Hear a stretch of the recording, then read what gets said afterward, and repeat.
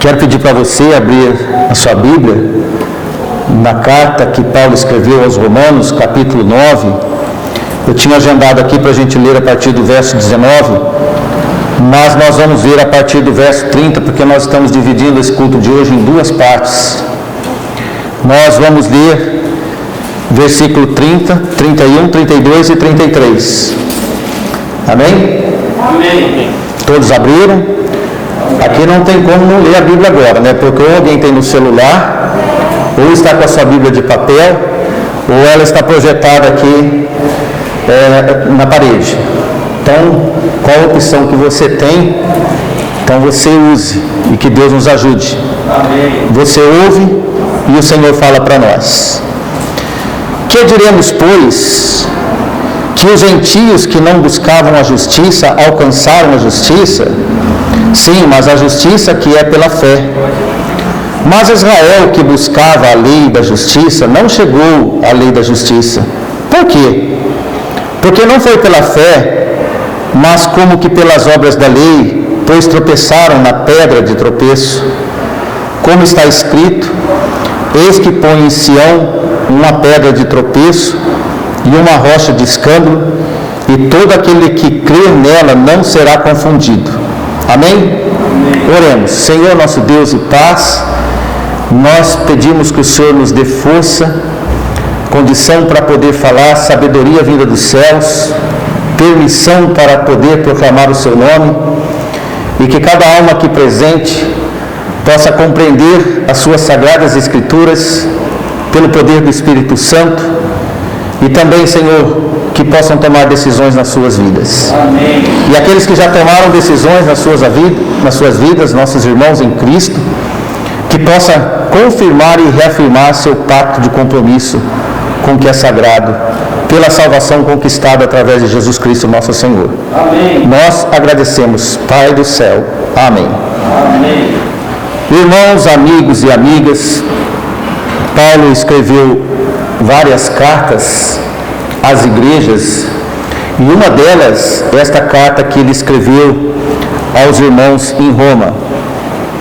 O assunto de Paulo, desde o início da carta, ele vem montando como se fosse um mosaico e mostrando a característica do ser humano e também o poder de Deus sobre todos nós. Nós não conseguimos compreender tudo que Deus é, mas nós podemos perceber que nós não somos nada. Nós não entendemos direito a majestade de Deus, mas quando olhamos para o pó da terra, nós começamos a ver que nada somos nesse mundo.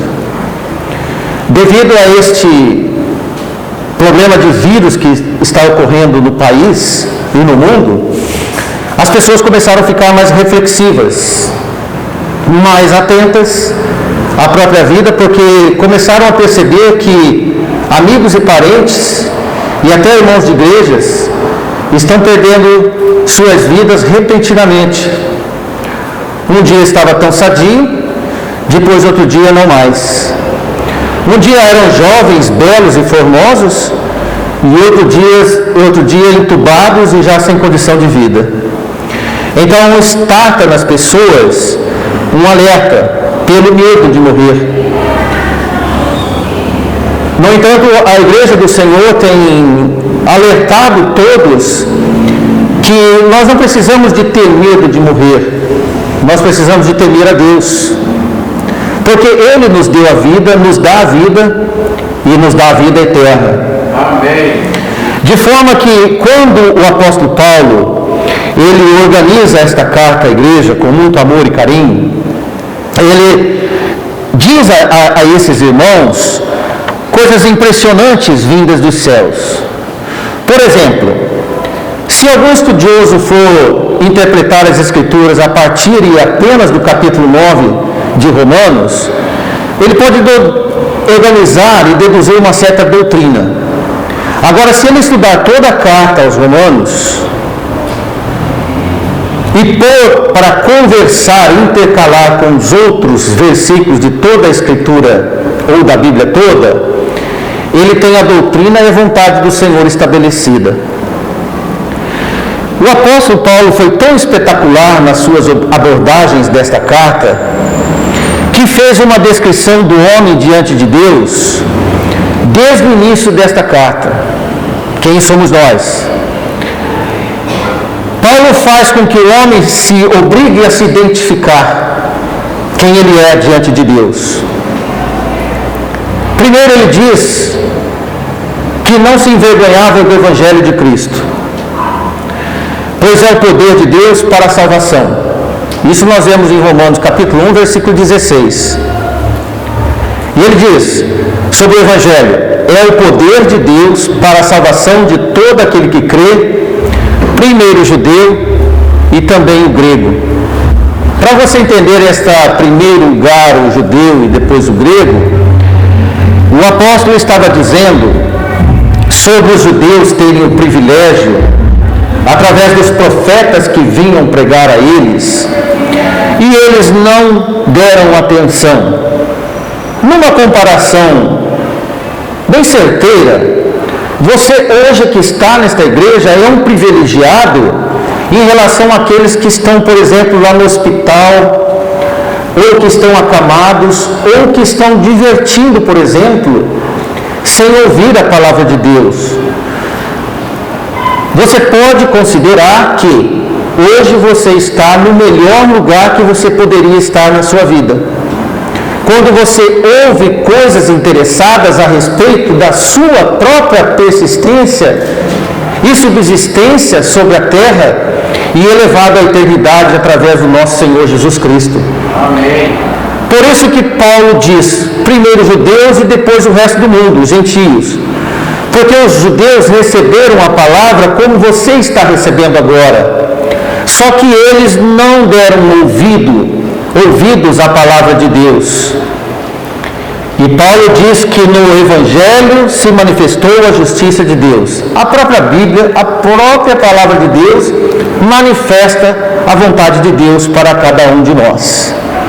Além da primeira manifestação dos judeus, e depois para todos os homens, como acabamos de dizer, na nomenclatura bíblica dos gentios, Paulo diz que pelas coisas criadas, tanto as que nós conseguimos ver, as visíveis, e também as invisíveis, dá-se ao entender claramente sobre toda a impiedade. E ele escreve: o que de Deus se pode conhecer neles, isto é, em todos os homens, se manifesta. Capítulo 1, versículo 19. Isto é, nenhum homem sobre esta terra, tanto os que já foram, quanto nós que estamos aqui, e aqueles que ainda hão de vir, ninguém vai poder alegar ignorância a respeito de Deus. Ninguém. Alguém pergunta dos índios. Ora, os índios, os aborígenes, as pessoas em lugares isolados, Deus se manifesta neles, ainda que for pela própria natureza e na consciência de cada um. De forma que nenhum homem pode se desculpar por ignorância, principalmente que você está aqui. Principalmente você que tem ouvido a palavra de Deus. Mesmo assim, o homem conhecendo o poderoso Deus, o homem não glorifica a Deus. Pelo contrário, Paulo diz logo no início da carta que os homens se tornaram loucos. E você há de ver que o mundo está uma loucura. Você há de ver que a violência, a corrupção, as coisas erradas não faltam, não se ausentam no mundo. Você pode imaginar a si mesmo que as coisas não estão andando bem, como deveriam andar. E isto Paulo diz que o homem recebeu tanta informação de Deus, mas ele fez uma opção para a loucura, para fazer coisas loucas. E no capítulo 1, logo no início da carta, no versículo 24, olha o que Paulo diz: por isso também Deus os entregou às concupiscências dos seus corações, à imundícia e até para chegar ao ponto de desonrarem seus corpos entre si. O que era para ser sagrado, venerado, honrado, Paulo diz que o homem foi tão abominável, tão longe de Deus, que Deus entregou às suas próprias imaginações pecaminosas. E então os homens começaram a desenvolver processos diabólicos, e que naturalmente se ambientou entre os homens durante toda a história da raça humana. Não que Deus concorda, mas foi a opção do homem. E veja alguns versículos para você ver quão forte e horrível essa condição desse mundo que nós vivemos. No versículo 25, Paulo diz: esses mudaram a verdade de Deus em mentira. Esses quem? Os homens. A mentira tem mais sucesso que a verdade entre os homens. Quem mente é esperto, leva vantagem, mas aquele que fala a verdade, sinceramente, ele sofre mais consequências, porque ele honra o que é certo e a verdade. No 26 ele diz: por isso Deus nos abandonou às paixões infames. Isto é, o homem não quer saber de mim, então tome as consequências pelo que ele deseja fazer. Deus não impediu. Pulando para o versículo 28, como eles não se importaram de ter conhecimento de Deus, como os homens não se importaram de saber o que Deus quer, de conhecer a vontade de Deus. Assim Deus os entregou um sentimento perverso para fazerem coisas que não convêm. Se você quiser confirmar, olhe o sentimento da raça humana hoje. Por que os homens estão tão perdidos, tão maldosos? Porque ele quis e Deus permitiu. Devido a essa generalização total do pecado, a partir da própria natureza de cada um de nós, os homens não se importaram com Deus. Quem desandou foi o homem. De forma que Paulo pede para que, por exemplo, ninguém entre nós parta para julgamento de alguém por estarem todos no mesmo barco em relação ao processo da natureza em Adão. No capítulo 2, versículo 1, Paulo chega a dizer logo no início do capítulo, e ele diz: portanto é inexcusável ou é inexcusável quando julgas ao homem, a quem quer que seja, porque te condenas a ti mesmo naquilo que julga outros, porque tu que julgas faz o mesmo. Essa é a condição circulante da nossa natureza. Agora, Deus olhou para o mundo, viu o mundo como está, e Ele mandou Jesus para cá, seu Filho, o único Filho, para que o homem pudesse olhar para aquele que veio para dar sanidade ao homem e vida eterna. Então, aqueles, nos dias de hoje, e desde que quando começou a ser anunciado o Evangelho, os que estão em Cristo, livres, libertados do pecado, devem dar glória a Deus humildemente, não se achando de forma alguma acima de qualquer um de nós, ou daqueles que estão lá fora perdidos. Veja aqui no capítulo 2, versículo 6, Paulo diz: porque Deus recompensará a cada um segundo as suas obras. 2 e 6. Deus recompensará cada um de nós segundo as nossas obras. Amém. Você, meu irmão, meu amigo, sabe muito bem o que você tem feito na sua vida. Amém. Você sabe muito o que você precisa de fazer, o que você precisa de melhorar, o que você precisa de mudar, e você sabe onde está a fonte do conhecimento para fazer melhor. Todos sabem. Amém. Todos sabem onde não deve ir e todos sabem onde deve ir. Amém. Todas as crianças sabem que devem obedecer os pais e que desobedecer os pais não é um bom caminho. Todos sabem que obedecer a Deus é bem certo, que terá um conhecimento de Deus. Então o homem tem duas opções: obedecer ou não. Porque nós não podemos esquecer, nenhum de nós, que nós fomos formados, gerados, segundo a imagem e a semelhança de Deus. Esta característica de imagem e semelhança de Deus, embora o pecado tome domínio no homem, ele nunca perdeu. Em Gênesis 1:26 diz: e disse Deus, façamos o homem à nossa imagem, conforme a nossa semelhança, e que domine sobre os peixes do mar, sobre as aves, sobre o gado, sobre a terra, e todo réptil sobre a face da terra.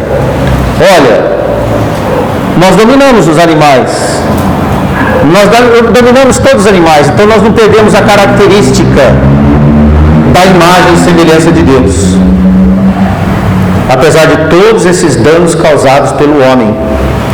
Deus manteve a sua linha de criação, mas o homem não manteve a linha de obediência que deveria ter. Deus honra seus compromissos, mas o homem não honra os seus.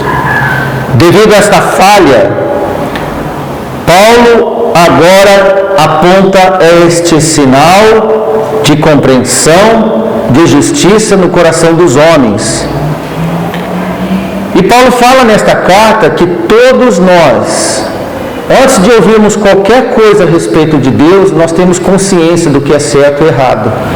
Veja o que ele diz em Romanos 2:15: os quais, isto é, os homens que não tinham informação nenhuma de Deus, mostram a obra da lei escrita em seus corações, testificando juntamente com a sua consciência e os seus pensamentos, quer acusando-os, quer os defendendo-os. Nós nascemos assim. Se nós, por exemplo, fosse formar uma nova geração no meio do mato, num lugar isolado, nós íamos organizar uma sociedade para sobreviver. E é o que está escrito. E a nossa consciência, o nosso instinto da imagem e a semelhança de Deus, nós íamos compreender o certo e o errado. Porque quando apareceu Jesus entre nós, e se não fosse a redenção em Cristo, sobre a paciência de Deus, estaríamos todos destituídos da glória de Deus, com essa consciência de erro que nós nascemos. Todos nós íamos ter a certeza, como qualquer um que nunca ouviu o Evangelho tem a certeza, de que ele é um devedor em relação ao Supremo. E se você não sente isso, é porque você está tão abordado pela massificação do pecado que lhe oculta. Mas quando você se fecha no seu íntimo para ver o que você anda fazendo na vida, certamente você vai entender melhor o que nós estamos falando. Bom, agora em Romanos ainda, capítulo 3, versículo 6, nós vemos um processo de chamada. Deus chama. A igreja existe para te chamar, para te informar que você precisa ouvir uma mensagem diferente, inédita e de tudo que você talvez não tenha acostumado a ouvir. E Paulo diz, para a demonstração da sua justiça nesse tempo presente, nesse mundo que nós vivemos, para que ele seja justo, justificador daquele que tem fé em Jesus. Ouviu a voz de Deus? Tenha fé que é Deus que está te falando. E 13:28, Paulo diz, concluímos, pois, que o homem é justificado pela fé sem as obras da lei. Você não precisa de fazer nenhum sacrifício. Você precisa de crer que Jesus é o seu Salvador. Amém. 5:1, Paulo volta a dizer: tendo sido, pois, justificados pela fé, temos paz com Deus por nosso Senhor Jesus Cristo. Você quer ter paz? Jesus disse: eu dou a minha paz, mas o mundo não pode dar a paz que eu dou. O homem que busca a paz no mundo não encontra, mas a que busca no Senhor, ele recebe de graça. Amém. Amém? E em 8:1, Paulo conclui assim: portanto, agora nenhuma condenação há para os que estão em Cristo Jesus, que não andam segundo a carne, mas segundo o Espírito. Paulo diz uma transformação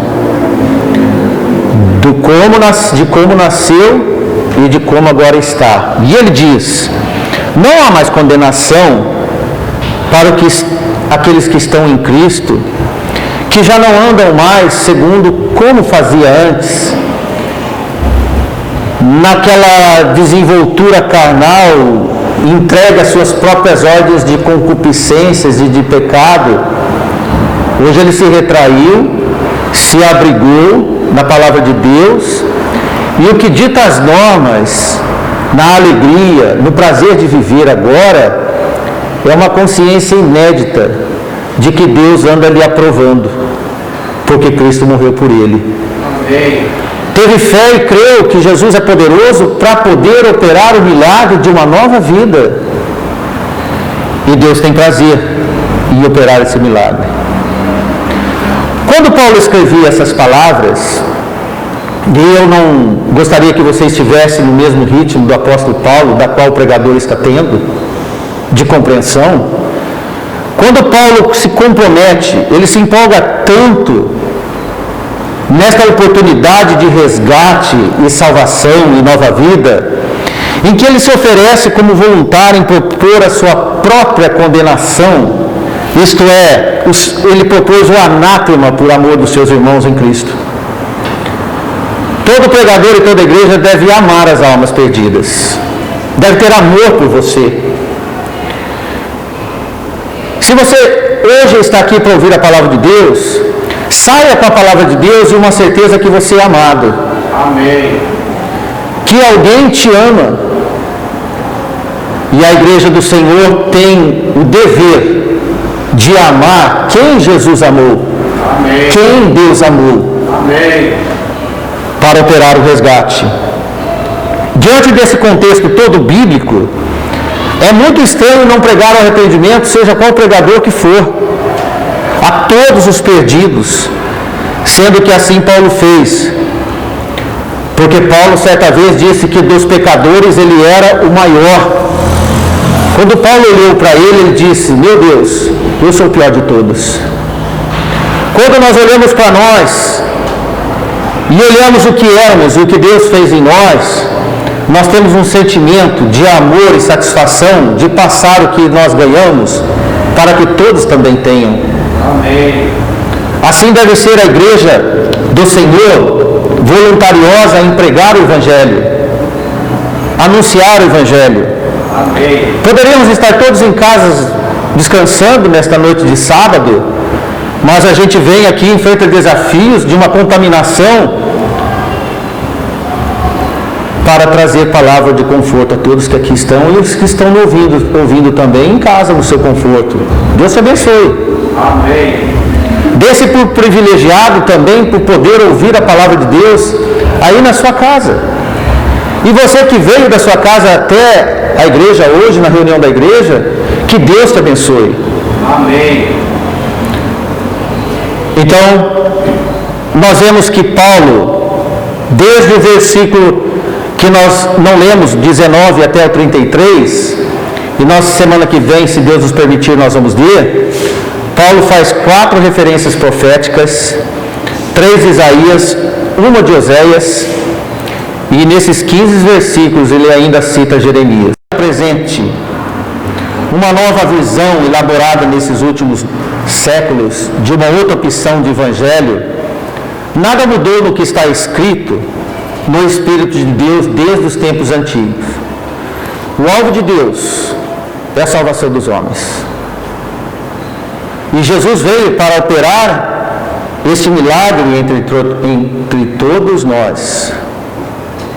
Porque na palavra de Deus, revelada aos homens de Deus para poder escrever para nós, com tempo suficiente para chegarmos ao conhecimento do Filho de Deus e ao arrependimento. E isso é o que nos basta. Desde os profetas, depois João Batista pregando arrependimento, Jesus sequenciou pregando arrependimento, os apóstolos difundiram a igreja por toda a terra pregando o arrependimento. Amém. E há mais de 21 séculos, a igreja está pregando a salvação através do arrependimento. E ela vai estar aqui, até o dia que Cristo voltar. Amém. Perseguida, perseguida, perseguida. Como existe hoje já no ar uma tendência de perseguição aos cristãos, de culpar os cristãos por tudo, vai ter sofrimento, mas não vai deixar de ter anúncio da palavra de Deus. Amém. Por mais que o homem queira. Como somos salvos por Cristo, pregar Cristo é o que devemos. Amém. Amém? E que Deus nos ajude cada dia mais e entender que de uma coisa você pode estar certo, quando você vem em uma igreja que pega o Evangelho do Senhor. Cristo é o grande alvo e os homens o alvo dele. Para a salvação da pregação universal, do arrependimento, as igrejas precisam de amor às almas perdidas e substituir outras atividades inconvenientes que não levam o homem à reflexão do Evangelho. Imagine você, se você vem aqui hoje, nesta reunião, e sai vazio, sem uma informação do que você precisa fazer na sua vida. Isso é obrigação da igreja. Quando você vai ao médico numa consulta, ele diz o que você precisa fazer para sarar.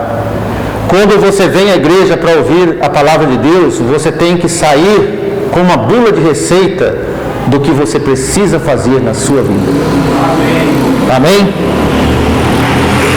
Dessa forma, nós vemos que o apóstolo Paulo, desde o início desse capítulo 9, como nós já estamos 2 semanas nele, ele se voluntaria a se oferecer pelo trabalho de Cristo, devido à sua contínua tristeza no coração, por ver almas perdidas. E Paulo agonizava, principalmente aos da sua casa. Não estranhe, meu irmão, minha irmã, se você tem essa atitude de Paulo. Não estranhe você que está nesta casa hoje ouvindo a palavra de Deus, que aqueles que te amam e conhecem o Senhor, tem um monólogo de assunto, falar de Cristo para você. Sabe por quê? Porque é a função dele, falar de Cristo. Todo servo do Senhor, todo convicto do Evangelho do Senhor, ele não tem outro sentido na vida, a não ser falar da salvação. Amém. E provocar o arrependimento pela palavra de Deus.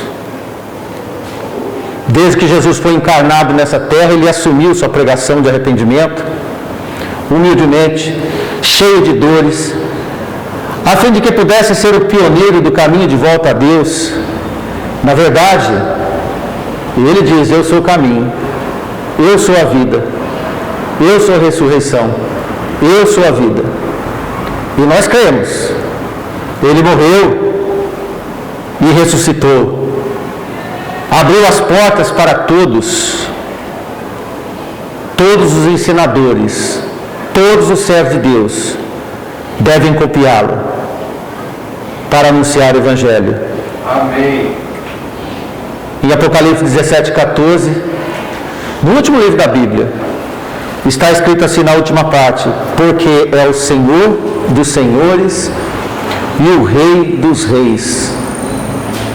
Vencerão os que estão com ele, chamados e eleitos e fiéis. Primeiro somos chamados, Depois nós somos eleitos e fiéis ao que nos chamou.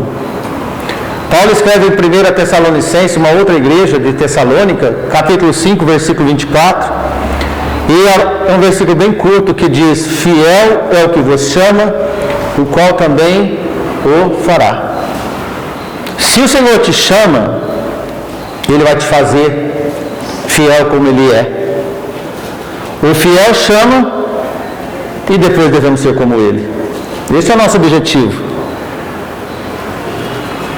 Ninguém pode balizar outra coisa a não ser a pregação do Evangelho. Quando Paulo diz em Efésios 5, ou aliás 2 e 8, porque pela graça sois salvos, por meio da fé, isto não vem de vós, é dom de Deus. Amém? Amém. Quando alguns podem querer ousar a entrar nos atributos exclusivos de Deus, e pode até se arrogar em formar deduções teológicas, certamente está tecendo uma teologia complicada para desvirtuar e complicar o caminho da chegada ao reino dos céus. Jesus nunca fez isso. Os apóstolos nunca fizeram isso. Consequentemente, a igreja também não deve ter esse hábito. E que Deus nos abençoe. Amém. No versículo 19 do capítulo 9, que nós não lemos, quero fechar com ele. Paulo diz: porque se queixa ele ainda, porquanto quem tem resistido à vontade? Isto é, porque o homem se queixa do que Deus propôs e fez para todos nós? Porque o homem ainda encontra falhas nas ordens de Deus? Por que querer explicar Deus, ao invés de aceitar o Filho de Deus? Toda murmuração questionadora sempre é uma forma de resistir sob o protesto, contrários à vontade de Deus. O apóstolo aqui apresenta o judeu fazendo uma objeção semelhante ao julgamento que aplicava em Paulo. Paulo, que tanto amou os perdidos, foi julgado. E ele diz no capítulo 3, versículo 7, além de chamarem de mentiroso, porque sou eu ainda julgado também como pecador? Queixaram do Criador e julgaram o apóstolo enviado. Não seja queixoso da vida, mas seja um obediente do que Deus quer na sua vida. Amém. Amém? Que Deus nos ajude, que Deus nos dê a paz. Amém. Obrigado pela vinda de todos, que Deus nos dê sempre sabedoria para poder falar do Evangelho eterno. Caso você, nesta noite, após ouvir essa mensagem tão breve, ouviu no seu coração o chamado especial, converse com quem está te chamando, porque a palavra chegou no seu coração. Amém. Amém? Que Deus nos abençoe.